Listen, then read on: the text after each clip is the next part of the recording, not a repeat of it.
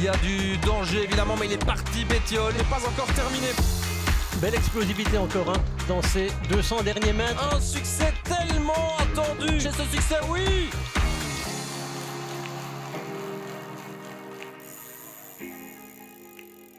Bienvenue à toutes et à tous dans un nouvel épisode de Contre-la-montre, un Contre-la-montre spécial, puisque demain, mardi, commencera le Tour de Burgos, qui est donc diffusé sur les antennes de Pix Plus Sport. Et je suis avec trois invités aujourd'hui pour en parler. On va aussi parler évidemment des championnats du monde, parce qu'on ne peut pas passer à côté de ça. Et pour en parler, quelqu'un qui a été d'ailleurs au four et au moulin sur les championnats du monde. Petite erreur de Jackie Durand, Frédéric Amorizon qui est présent. Explique-nous un petit peu ce qui s'est passé. Tu as reçu un message d'un de tes copains par rapport à une petite anecdote un petit peu croustillante, sympathique. Oui, salut les amis. Effectivement, Jackie qui...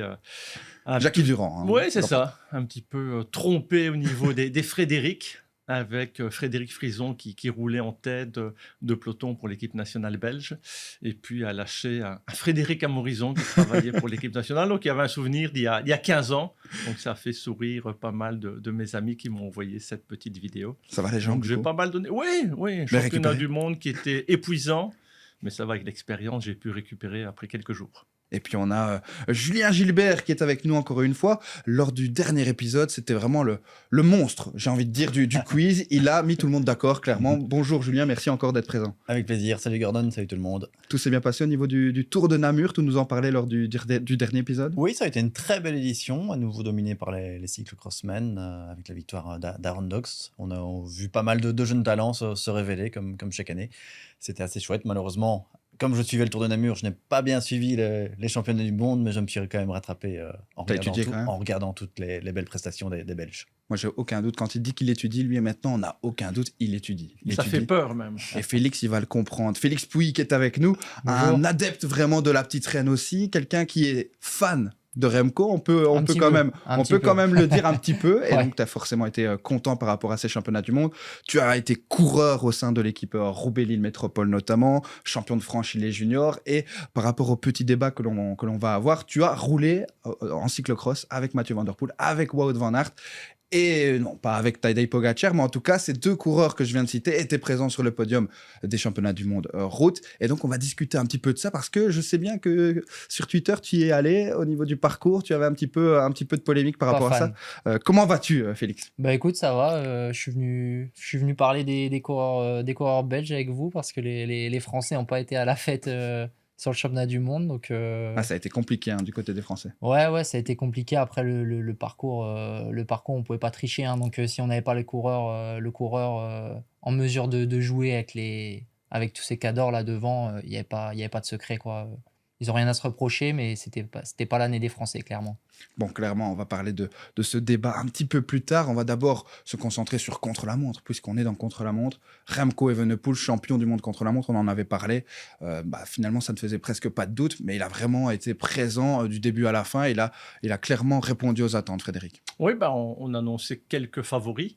Donner avec certitude le nom de Remco Evenepoel, comme Philippe Gilbert avait pu le faire, c'était peut-être un peu beaucoup, puisqu'on a un écart qui se joue à 12 secondes au bout de 47 km. Donc l'écart n'était quand même pas énorme par rapport à Filippo Ganna, mais il a répondu présent après une petite déception lors de l'épreuve en ligne. Il a fait un départ un peu prudent, il avait du retard au niveau du premier point intermédiaire, et puis il a vraiment pu développer toute sa puissance.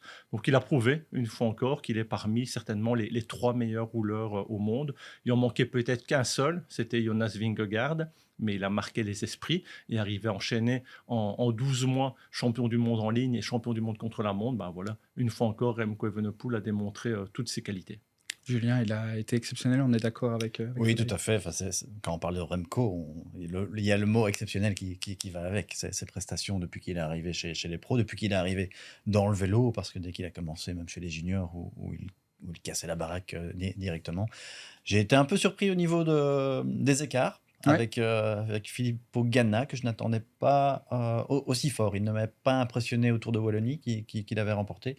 notamment avec le contre-la-montre de Mons, où il avait devancé Joshua Tarling. Est-ce que justement, moi j'ai une question, Joshua Tarling avait peut-être élevé le niveau, et donc on avait l'impression que Ganna n'était pas au niveau parce que Tarling était très proche, mais finalement, Tarling, il a montré sur ces championnats aussi qu'il était super fort, et donc cette performance sur le Tour de Wallonie, elle était un petit peu biaisée par rapport à ce qu'on pouvait attendre de Ganna, je pense. Effectivement, et je crois que ce Tarling, ça va être un grand talent dans les années à venir.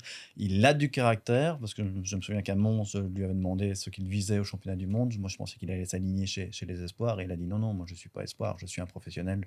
Donc c'est toujours un débat par rapport à ces mondiaux, avec cette réglementation qui permet aux moins de 23 ans qui sont pros de quand même s'aligner au championnat du monde espoir, et certains qui ne veulent pas, comme Arnaud Delis par exemple, ou ceux de Tarling qui ne veulent pas s'aligner chez les espoirs parce qu'ils considèrent qu'ils sont professionnels.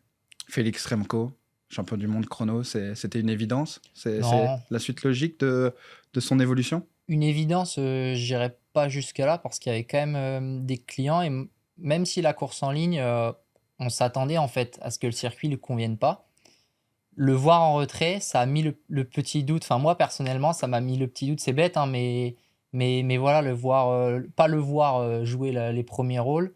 On se disait quand même, bon, est-ce qu'il est à 100%? Est-ce que c'est juste le circuit ou... Donc, je m'attendais à ce qu'il fasse podium. De toute façon, il n'a jamais terminé plus loin que la 3e place sur le championnat du monde de contre-la-montre. C'est le seul coureur, d'ailleurs, hein, qui termine 2e la première année, 3e 2 fois et ici 1er. Mais il a fait un chrono de fou parce que Ganna a lui-même dit que c'était le meilleur chrono de sa vie en termes de chiffres.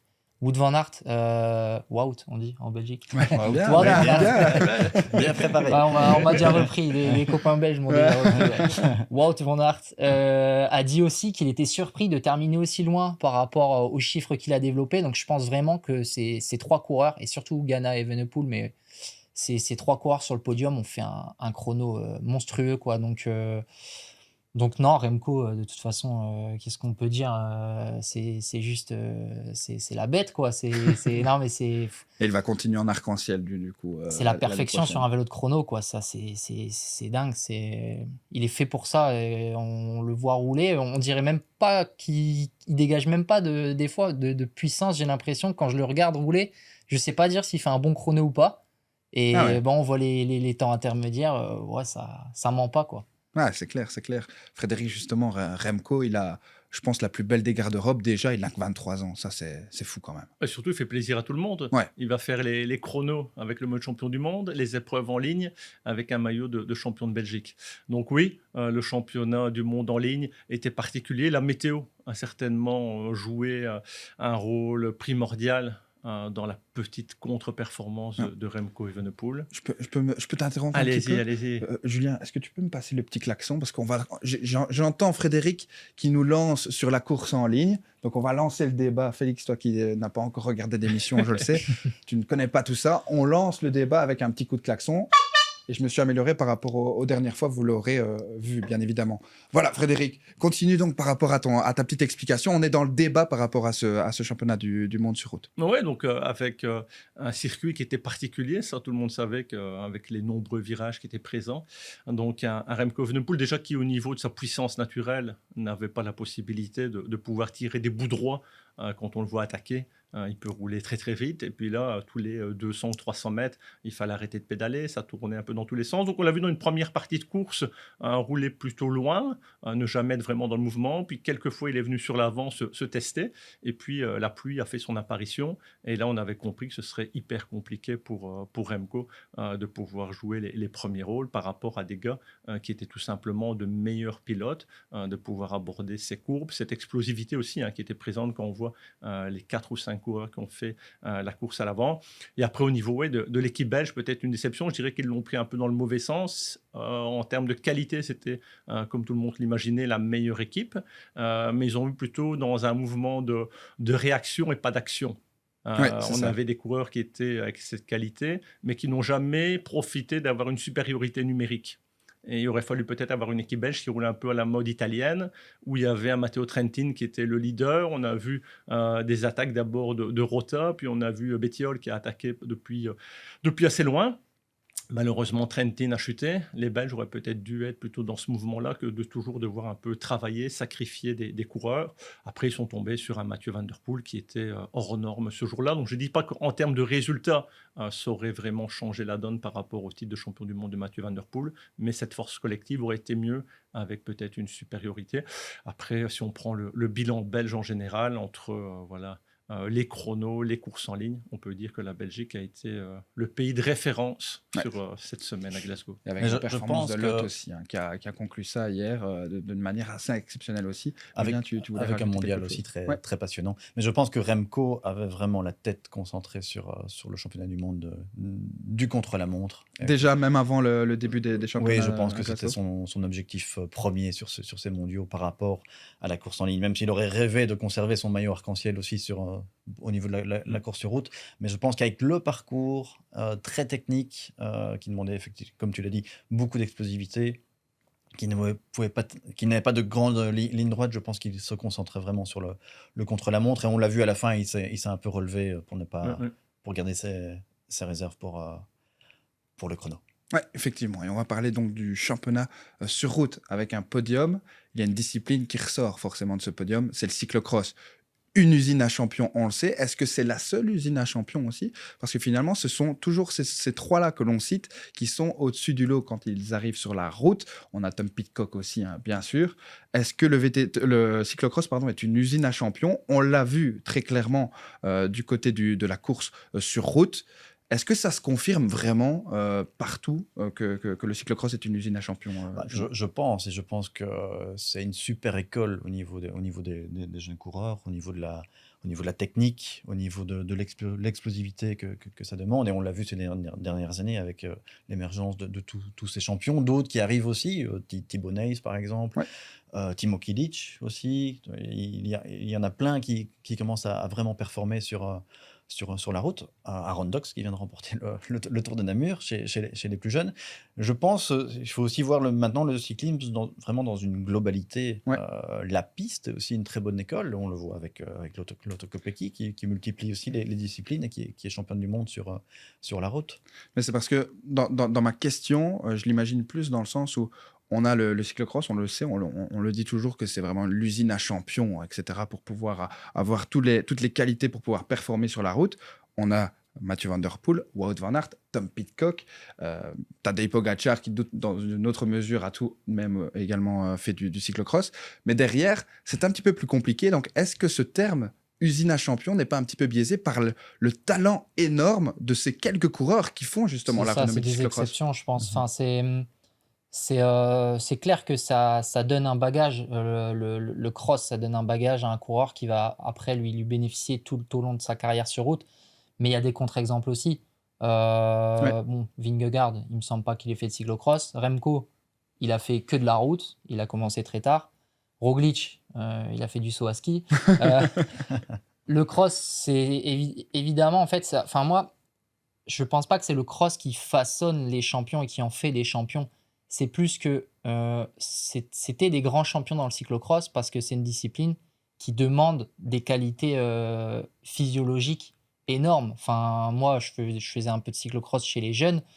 J'étais jamais autant à bloc sur la route que pendant un cyclocross. Donc, à la base des bases, ils sont au-dessus du lot en cyclocross parce qu'ils ont un moteur énorme. Et en fait, après, ça vient se traduire sur la route avec en plus les qualités techniques qu'ils ont travaillées en cyclocross qui leur bénéficient sur certains parcours ou sur certaines classiques un peu où il faut quand même un bagage technique.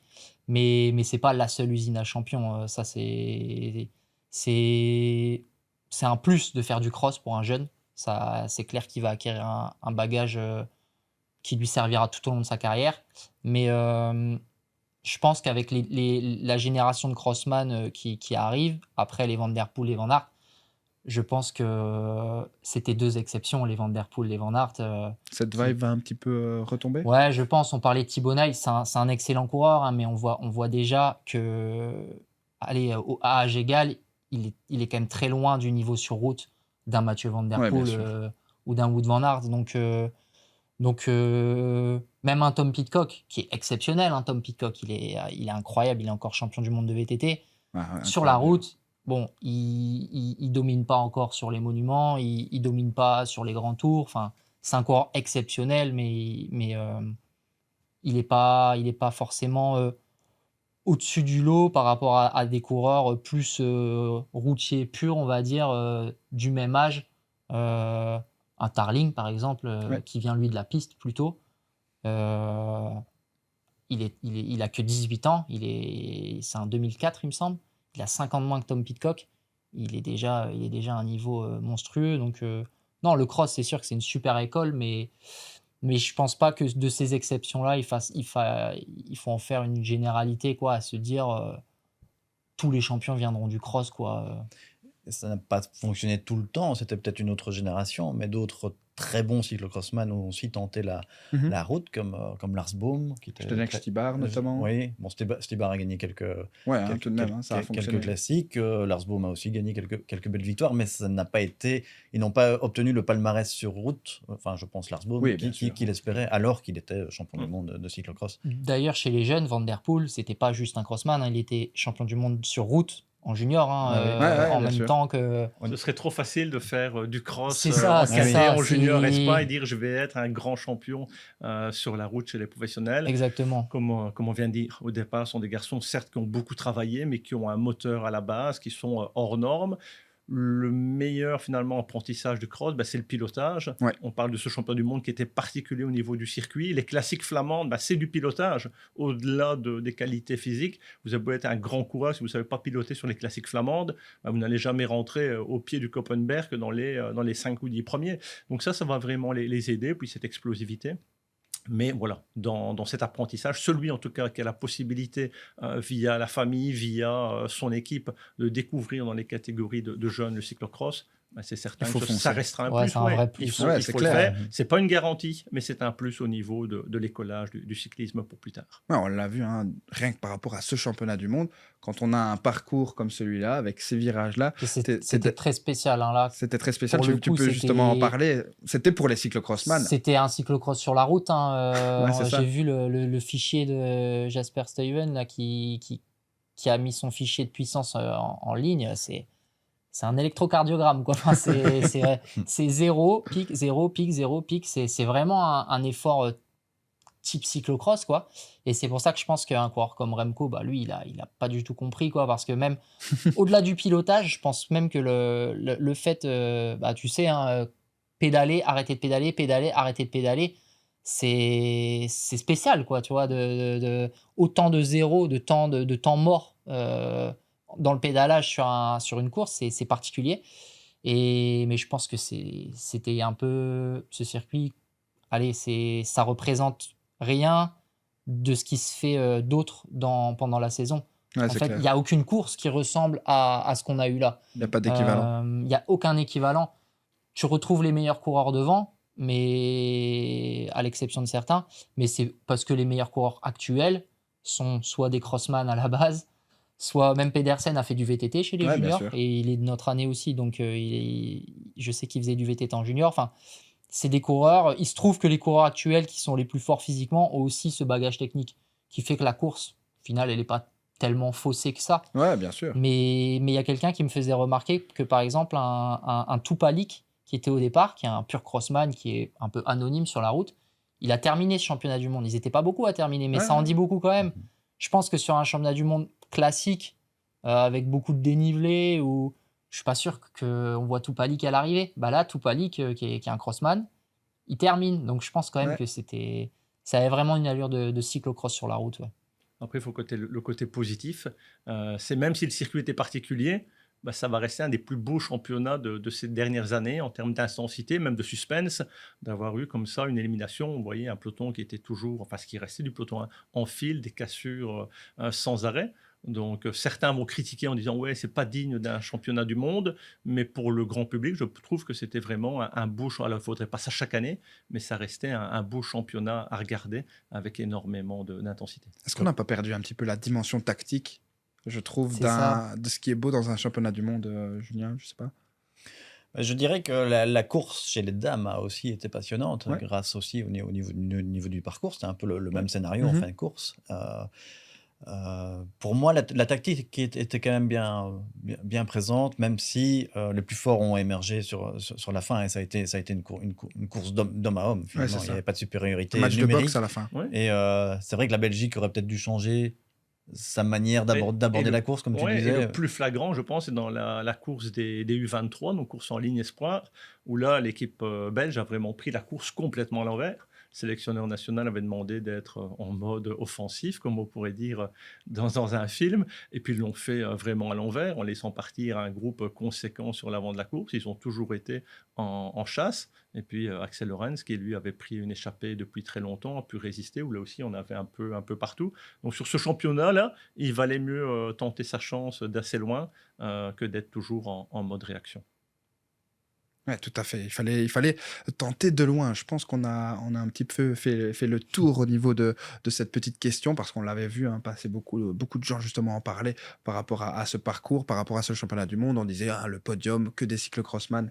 Est-ce que ça veut dire réellement quelque chose? Bien sûr que oui, on l'a bien compris. Le cyclocross amène une palette de compétences qui est évidemment très très importante pour pouvoir être un coureur très complet et bien évidemment on doit le rappeler Frédéric pour pouvoir voir les champions de demain et voir en tout cas s'ils vont réussir à continuer à développer leur palette de compétences, ce sera sur Pix Plus Sport tout l'hiver bien Faudra pas les évidemment. rater. Ouais, il faudra pas les rater parce qu'on aura encore les grands champions qui seront là. On aura encore du Mathieu Van Der Poel, du Wout van Aert bien sûr, et puis les autres bien sûr, on ne les oublie pas comme Elise Herbit notamment et les autres. Donc ce sera à suivre bien sûr. Et on va maintenant s'intéresser un petit peu. On va aller du côté du Tour de Burgos puisque c'est ce qui arrive. Remco Evenepoel et l'équipe Soudal Quick-Step n'y sont pas. On a préféré se rendre vers les stages d'altitude. On a un petit peu changé la donne par rapport à ça. Mais on aura Primoz Roglic. C'est quand même la bonne nouvelle sur le départ de ce Tour de Burgos. Tour de Burgos, messieurs, c'est un rendez-vous un petit peu incontournable quand on veut préparer la Vuelta en course et non pas en altitude. Oui, mais ça va dépendre un petit peu aussi du calendrier qu'on a fait auparavant. La formation de Patrick Lefebvre qui cette année a décidé de faire l'impasse sur le Tour de Burgos.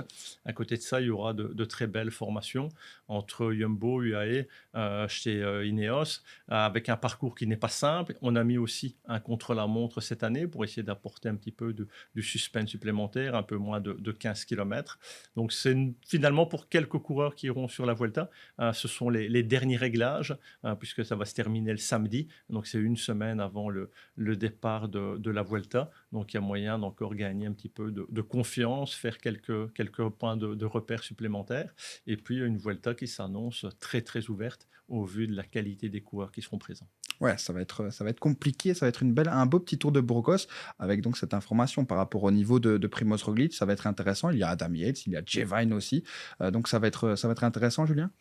Clairement, ça va être intéressant, surtout qu'on n'a plus vu Primoz Roglic depuis sa victoire au Tour d'Italie. Donc je pense que pour lui, il était primordial de faire cette épreuve avant de partir à la Vuelta. Contrairement à d'autres coureurs qui, eux, ont fait des courses entre le Giro et la Vuelta. Remco, qui va donc se rendre à la Vuelta en passant par les stages d'altitude. Un Remco qui fait quand même face à quelques petites polémiques depuis un certain temps par rapport à justement son possible transfert. Félix, je sais bien que tu as entendu pas mal de choses par rapport à ça. Je sais que tu as un avis bien fondé là-dessus. Moi, j'ai envie de vous poser une question par rapport à ça, justement. Remco Evenepoel, le mercato, est-ce que ça peut ne pas le déranger dans cette préparation? On a senti que ça commençait à l'agacer, les questions autour de ça. Apparemment, il s'est un peu agacé en conférence de presse après sa victoire au chrono, ce que je peux comprendre. J'ai l'impression que quand même dans cette histoire, beaucoup de gens donnent leur avis, voire même des informations, mais qu'il n'y a pas grand monde qui sait grand-chose, quoi. Donc c'est dur de démêler le vrai du faux. Ce qui est sûr, c'est qu'il y a un intérêt d'Ineos pour Remco. Je pense qu'il y a un intérêt pour l'entourage de Remco envers Ineos, mais je ne sais pas si c'est à court terme déjà pour 2024. Ça me paraît très gros, un divorce comme ça avec la Quick-Step après tout ce qu'il a apporté à cette équipe et inversement. Qui partent comme ça sans honorer la fin de son contrat, tout ça, ça me paraît un peu gros. Je pense que la Vuelta va être importante parce que s'il fait une belle Vuelta et que la Soudal Quick-Step fait une belle Vuelta, Son équipe, ça alors, dans va, l'ensemble. voilà, ça va le conforter dans le fait que, ok, à l'heure actuelle, je suis au bon endroit pour moi et je peux avancer sur ce projet Tour de France dans mon environnement actuel, cet environnement familial que je connais, me faire une première expérience du Tour de France dans cet environnement-là. Voilà. Mais si ça se passe mal à la Vuelta, si lui, il voit qu'il n'est pas au niveau en montagne, il voit que ses coéquipiers ne sont pas au niveau, peut-être qu'il va se dire, ok, pour mon objectif, je suis un très bon coureur de course d'un jour, je suis un bon coureur de course par étape, mais si je veux devenir un excellent coureur de grand tour, je ne suis pas dans la bonne équipe. Parce qu'il n'y a pas que les équipiers, hein, c'est pas juste acheter tel ou tel coureur, hein, c'est aussi tout ce qui est mis en place autour du coureur, les stages, la manière de s'entraîner, les stages en altitude, c'est compliqué. C'est des équipes, les équipes comme Jumbo, Ineos, qui ont appris pendant plus d'une décennie, limite maintenant, comment fonctionner pour avoir le rendement optimal sur un grand tour. Quick-Step, c'est tout nouveau et on voit bien, là, il a une approche différente de ce qu'il a fait de l'an dernier. Il retarde sa descente d'altitude au maximum, ce qu'il n'avait pas fait l'an dernier. Enfin, il est encore en apprentissage de la meilleure manière de faire pour lui. Donc, je pense que sur cette Vuelta, il va avoir des réponses et potentiellement, ces réponses-là vont l'inciter ou pas à quitter prématurément son équipe actuelle. Ouais, d'autant que cette Vuelta, c'est un défi grandeur nature avec Jonas Vingegaard qui vient de se rajouter justement à la liste des participants. C'est en suspens, donc, cette petite période de transfert. En tout cas, c'est ce que Félix en pense. C'est en suspens. On attend de voir comment va se passer la Vuelta. Oui, mais ça peut être agaçant. Je ne pense pas que ça va perturber en termes de résultats de qualité. On a un Remco Evenepoel qui est en très grande condition. La preuve, c'est le championnat du monde contre la montre. Il va refaire là un peu d'altitude. Après, oui, ça a commencé avec le manager général d'Ineos qui a lancé ça. Ça fait maintenant plusieurs semaines ou quelques mois. On a l'entourage proche de Remco avec le papa Patrick qui est intervenu aussi. On a vu Patrick Lefebvre qui a répondu. Une communication un peu limite. Hein. Oui, ça fait quand même beaucoup de choses. Tout n'est pas rose, j'ai l'impression. J'ai bien aimé la réponse de Remco qui a dit je pense que ce que j'en pense, c'est que Patrick et mon papa devraient se taire tous les deux. C'est ça. Alors après, il y a le papa de Remco qui, lui, voit les intérêts de son fils. Et puis, il y a Patrick Lefebvre qui gère une entreprise depuis des années, qui connaît les moyens qui sont mis en place. Il a un budget à respecter. Alors, il fait de ses pieds et de ses mains pour essayer de trouver un encadrement des coureurs autour de Remco, parce que cette nécessité-là d'améliorer le potentiel, je vais dire, entourage de Remco, et notamment dans la haute montagne. Donc, c'est pas simple de trouver le juste milieu, un contrat qui court jusqu'en 2026, si je me trompe. Après, dans le milieu actuel du sport en général, et c'est pas que le vélo, on n'est jamais à l'abri d'avoir un divorce en fin de saison, si pour X ou Y raison, ça devait mal se passer un petit peu, comme on dit, en fonction des possibilités de la Vuelta, de l'entourage qui sera mis autour de Remco. Mais on va continue à garder le côté sportif qui reste le plus important. Et c'est par rapport à la concurrence qui sera présente sur la Vuelta, on va vraiment avoir l'idée de où se situe Remco pour un potentiel, un jour, maillot jaune sur les routes du Tour de France, parce qu'on ne peut pas se cacher. Vous êtes en 2023 sur la Vuelta, le niveau sera présent, il est en excellente condition. Eh bien, on fera les comptes après 3 semaines de voir puis le parcours aussi n'est pas forcément taillé pour ses qualités à la base. Il y a peu de chronos. Il y en a 15, je crois. Et on a envoyé un chrono par équipe. Il y a combien ? Il y a 10 arrivées en altitude ou 12, je ne sais plus. Enfin, c'est vraiment. Avec l'Angliru. C'est pas l'idéal. Ouais, c'est vraiment. C'est pas que c'est pas idéal parce qu'on l'attend encore sur ce terrain-là, voir où sont ses limites. Mais allez, dans les réserves qu'on a sur son niveau, c'est le seul terrain où il a encore, entre guillemets, à prouver de la marche, vis-à-vis du top niveau mondial. La raison plus importante, c'était d'être présent sur cette Vuelta avec de la concurrence. Si on avait eu finalement une Vuelta qui était un petit peu en deçà, il aurait pu peut-être la dominer. Et puis on dit, ouais, voilà, il est vraiment sur le toit du monde. Ici, avec la concurrence, on aura un avis qui sera beaucoup plus précis sur le potentiel de haute montagne de Remco Evenepoel.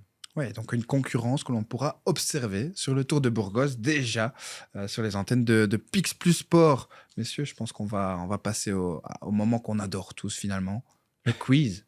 Pour un petit peu voir quelles sont les aptitudes cognitives, en tout cas de Félix Pouilly là-dessus, puisqu'on le voit sur Twitter, il réagit beaucoup, c'est un grand passionné de vélo. On va voir justement s'il en a sous le capot, comme on dit. Je suis chaud.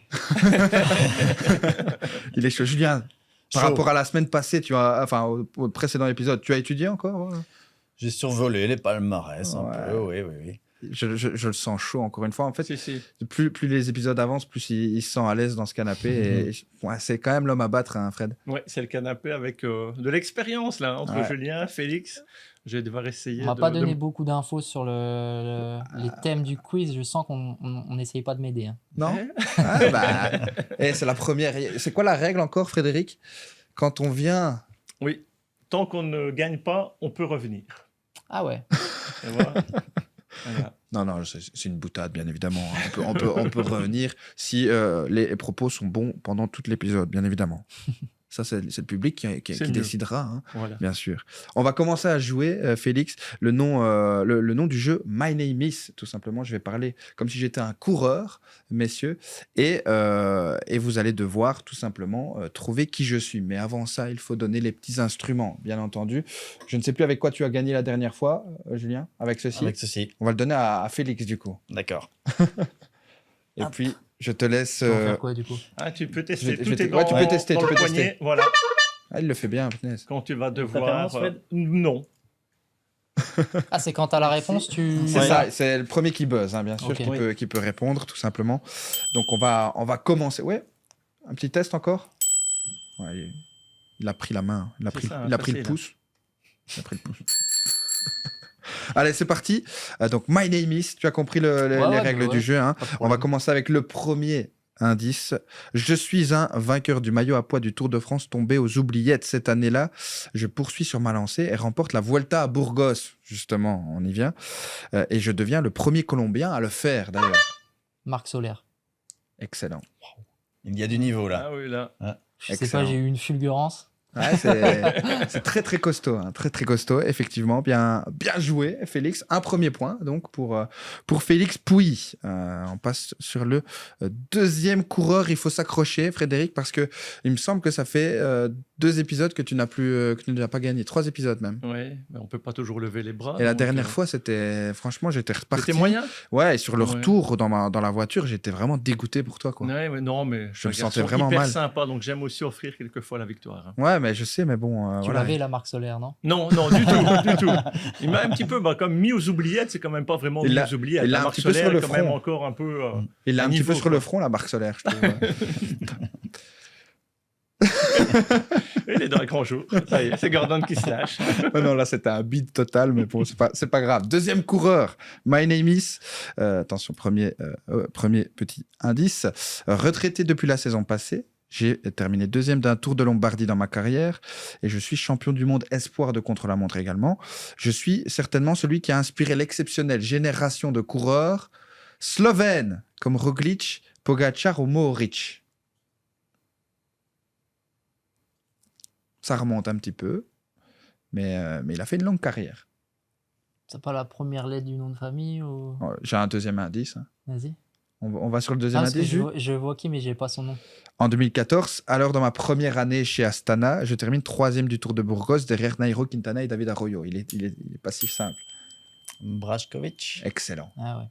Excellent. Ouais. Mais je viens de capter un truc sur la première question. J'ai dit Marc Solaire, mais c'est C'est pas Marc. C'est Juan Mauricio Soler. Juan Mauricio Ah, Solaire. C'est voilà. juste ça. Juan Mauricio Ah Soler. oui, j'ai dit Ouais. Marc parce qu'il y a un Solaire maintenant, Ouais, mais c'est c'est... ça que- Oui. Juan Mauricio Ça me Soler. rassure. Effectivement. Aux C'est un oubliettes. demi-point, Et j'ai j'ai l'impression. l'impression. Aux oubliettes. J'ai Ouais. l'impression que c'est une erreur de ma part. Donc là. ça fait un effectivement. Mais donc on est. Ou même pas. Non, mais Après, moi, je trouve comme qu'il c'est est moi qui ai fort. trouvé mon erreur, peut-être que... Ouais, tu c'est vois. bon. Allez, oui. C'est vrai, Si, il si, se si. rattrape lui-même. Voilà. Bon, excusez-nous pour ces Non, mais ça m'a approximations. perturbé. Parce Mais qu'il a t'es dit, fort, mais t'es fort, là, quand il est même. encore là, tout ça. J'ai dit, mais qu'est-ce qu'il raconte? Et puis après, j'ai dit, mais non, mais oui, c'est pas... 2 points du coup pour l'honnêteté. Ouais, Ouais, c'est vrai, c'est encore c'est bon. vrai. 2 points. Non, non, Non, un point, on rien. valide le point. Mais effectivement, c'était Solaire. Si juste t'avais dit Solaire, c'était Ouais, bon. Solaire, ça c'est passait. ça. Il y en a Moi j'ai tellement dit aussi. Brajkovic, hein, j'ai pas dit Ah le non, prénom, ça c'est hein. bon, Oui. c'est bon. T'as dit même le prénom. Jeannette. Jeannette. Yannès. Yannès. Yannès. Jeannette. Ouais, Ça a bossé Yannès ici, hein. Brajkovic. La Ouais, prochaine fois, je voudrais mettre dans le salon là. ouais, parce que peut-être qu'il faut je essayer. pense que c'est ça Peut-être qu'il faut essayer. Il y a des petits indices notés, je crois, sur les. Ici, La c'est seule fois où tu m'as battu, j'étais là d'ailleurs. Ah, on a peut-être le fauteuil maudit. Non, j'ai- Ça, c'est le nom du prochain Koh-Lanta, ça d'ailleurs. Oui, oui. Dans lequel nous allons participer. Effectivement, en tout cas, j'ai postulé comme depuis 10 ans, mais ils ne veulent pas de moi. Voilà, ça c'est le problème. Bon, 3e coureur, un point. Frédéric, tu es toujours un petit peu à la traîne. Hein. Ouais. 0. Troisième coureur. Coureur espagnol. Je suis le recordman du nombre de top 10 au classement général sur le Tour de Burgos. Ça va pas vous aider des masses, je pense. Non. Personne là? Ok. On continue. Après avoir commencé en toute tranquillité chez Relax, je passe en Pro Tour chez Caisse d'Épargne avant de faire un court passage chez Omega Pharma Lotto.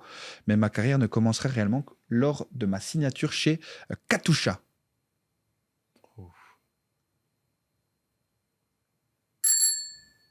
Joaquim Rodriguez? Non, ce n'est pas Joaquim Rodriguez. Bien tenté. En 2012, je remporte la Vuelta Burgos devant Sergio Henao et Esteban Chavez. Quelques semaines plus tard, je termine 5e du Tour d'Espagne. Moreno? Effectivement, Daniel Moreno, qui est donc... T'as pas osé. J'ai hésité parce que j'avais fait son interview chez Lotto, quand il était chez Lotto, mais c'était Omega Pharma Lotto. Ouais, effectivement, ouais. En 2000, Je savais même pas qu'il était passé là-bas. 2010 mais pour moi, Omega Pharma Lotto.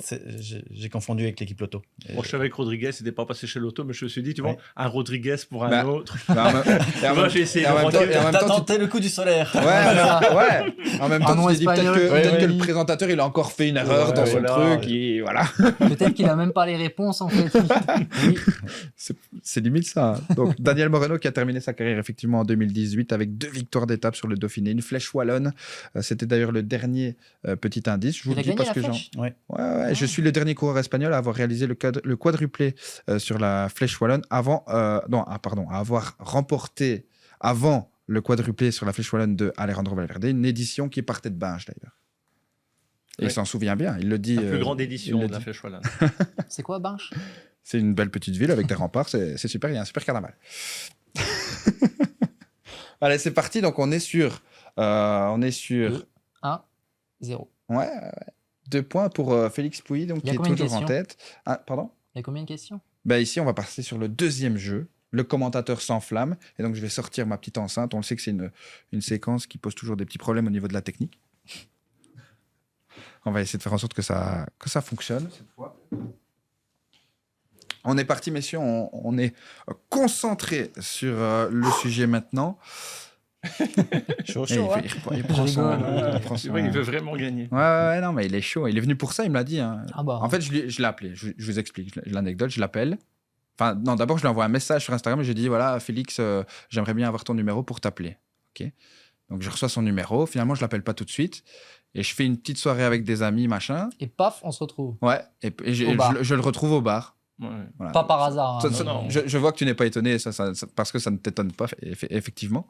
Et donc, je lui explique que je vais faire un petit podcast et que je suis intéressé de l'inviter. Et là, il me dit, ouais, mais quoi Je dis, ouais, mais il y a un jeu à la fin. Ah. Il m'a dit, alors je viens. Il m'a dit, C'est un peu loin, mais s'il y a un jeu, je viens. Voilà. Ouais, c'est ça. 1h20 pour venir gagner. Bah attends, il Il n'y a pas de petite victoire. Il n'y a pas de petite victoire, n'est-ce pas? Allez, on est parti, messieurs. Le commentateur s'enflamme. Parti. Il s'en va. Avec Van Endert et avec Gilbert. Les deux Belges. Ah là là, parti. Il est parti. Il est parti, ça va être difficile. Il fait exactement ce que Gilbert a fait l'année dernière. Oui. Il est parti pour... Cross démonstration. Est-ce qu'il sera capable d'aller jusqu'au Est-ce bout? qu'il peut tenir? Où sont nos deux Belges? Et c'est Albacini. Et Van Endert est en train de coincer un peu. Philippe Gilbert qui va essayer de faire Et un podium. Nibali est là aussi. Il va le faire. 2 fois deuxième. Ah oui. Derrière Evans, il y a 2 ans. Derrière Gilbert. Et c'est Philippe qui est en train de Et c'est Philippe sortir. Gilbert qui essaie de faire encore Effectivement, un podium. Joaquim Rodriguez. Deuxième point pour pour Julien Gilbert. Joaquim Rodriguez en 2013, le vainqueur. Donc Rodriguez, l'année 2013. Le podium, vous pouvez me le citer, quelqu'un? Faut pas trouver la course aussi. Si, la course aussi. Tu peux Et pour c'est la la deuxième deuxième. place, Non, la Albazini et flèche. Gilbert. La flèche. Troisième. La flèche wallonne. Et le podium, Fred? Gilbert sur le podium. Ouais. Troisième. À la deuxième place. Albacini. Effectivement, Ouais. Albacini. Donc, Donc là, il Rodriguez était quand même dans les questions. Ouais, Ouais. c'était celle d'après. C'est dommage. Trop rapide. Et donc, Il faut trouver Rodriguez. le coureur. Pardon? C'est le coureur qu'il faut trouver, du coup. Le coureur, Ok. et puis... Ouais, c'est surtout le coureur, Ok. et puis la course, l'année, le podium. Mais donc, le point est accordé à Julien Gilbert. Attention, il est revenu à ta hauteur. 2-2-0. Ça joue les coudes. Voilà. Malheureusement, Frédéric, Non, mais moi, je préfère les laisser se départager. tu Mais ne moi, je peux veux pas être le gars qui- participer. Non, Tu ne peux pas participer à la prochaine question, et ça, c'est quand même dommage. Hein. non. Pourtant, mais à la limite, je pense que c'est mieux que ce soit comme ça, parce que normalement, pour la prochaine question, tu es préparé, puisqu'à partir de demain, on commente le Tour de Burgos, et que le prochain jeu est sur le Tour de Burgos. Messieurs, combien de vainqueurs du classement général du Tour de Burgos êtes-vous capable de me citer dans les 10 dernières, en tout cas depuis le début de l'année, de la dernière décennie? Depuis 2010, quoi. On a le droit de se tromper ou pas? Oui, hein, mais donc là, tu cites un chiffre, et puis c'est celui qui cite le plus gros chiffre qui peut prendre la main et qui peut se lancer. 3. 3 pour Julien Gilbert, Bah, je vais dire 4, du coup. 4, 5. C'est un 5. bossé, là. Ça a étudié, tu sens ça. Ouais, déjà. mais 3, c'était pas énorme quand Ouais, même. c'est hein. On bien a classe, commencé ouais. avec une petite moi, c'est enchère. pas le Tour de France. On a commencé avec une petite enchère. Dans les 10 dernières années, hein, t'as dit. Depuis 2010. Depuis Depuis 2010. 2010. Non, je ferais pas mieux que 5. On a déjà eu, Sauf à en dire plein au hasard. via les mais- dernières questions, on a déjà eu quelques petits indices. Hein. On est parti avec 5. Moi, du coup, alors. Oui. Alors, Sivakov. Un. Evenepoel. 2. Ça avait été la première course. C'était la reprise Ouais. après le Covid. Hein. Ouais. Bien Ah ça. oui. Evenepoel. Quintana a gagné. Quintana, 2 fois, 2014 et 2013. Ça compte pas pour 2. Hein. Non.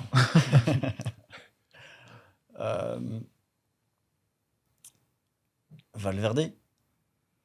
Valverde, c'était malheureusement en 2009. Ah. Et c'était quoi les 10 dernières années? Ouais, Ah, c'était depuis 2010. Ah, coup dur pour Julien Gilbert. Est-ce que tu peux faire mieux? T'as dit Moreno. Je reprends depuis le début. Hein. Sivakov. Sivakov. Evenepoel. Quintana. Quintana. Moreno. Ouais. Il en faut un petit C'est dernier. déjà gagné, du coup. Dommage. Mais Ouais. tu peux continuer, vas-y, continue. Il en hein. faut un petit dernier.